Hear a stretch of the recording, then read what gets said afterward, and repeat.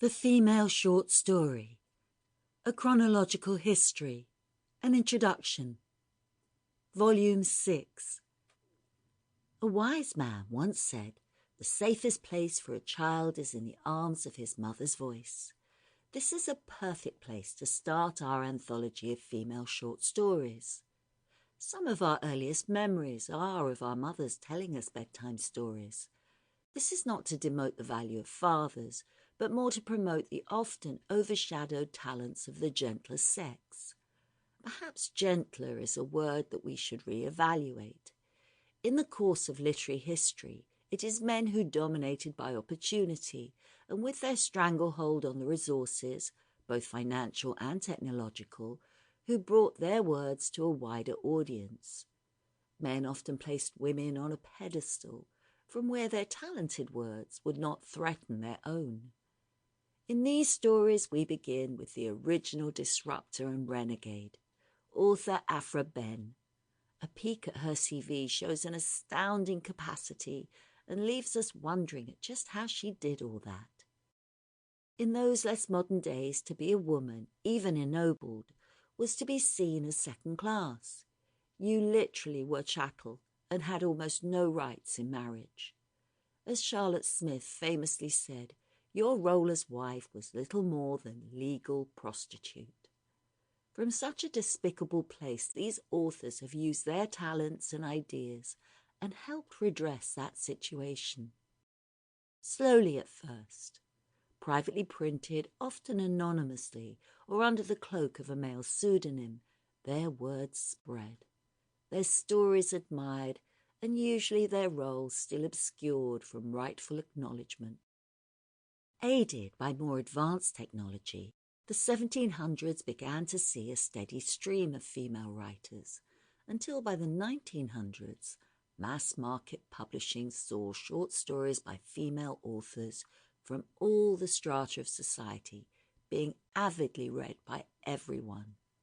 Their names are a roll call of talent and can-do spirit, and society is richer for their works. Within these stories you will also find very occasional examples of historical prejudice.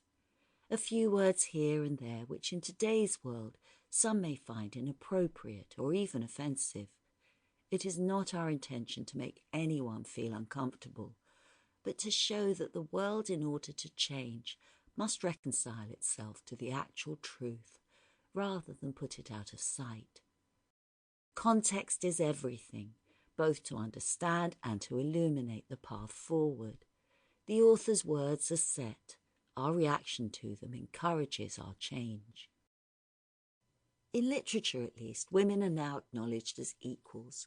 True, behind the scenes little has changed, but if, and to misquote Jane Austen, there is one universal truth, it is that ideas change society.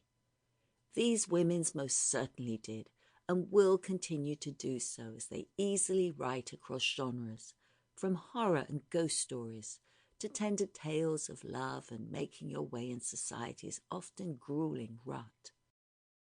They will not be silenced.